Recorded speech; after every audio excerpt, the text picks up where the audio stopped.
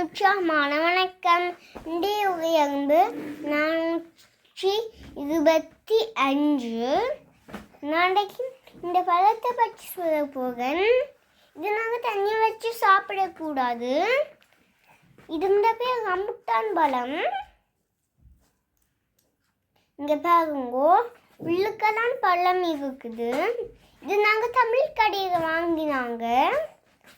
இது நான் அப்பட்ட வாங்க கேட்டேன் நான். இங்கே பாருங்கோ, இந்த பழம் எங்களுக்கு ரொம்ப பிடிக்கும். இங்கே பாருங்கோ, இந்த இது நாங்கள் தண்ணி வச்சு சாப்பிடக்கூடாது. அம்மா பாட்ட கேட்காம எடுத்து சாப்பிடக்கூடாது. இந்த விக்கிடும்.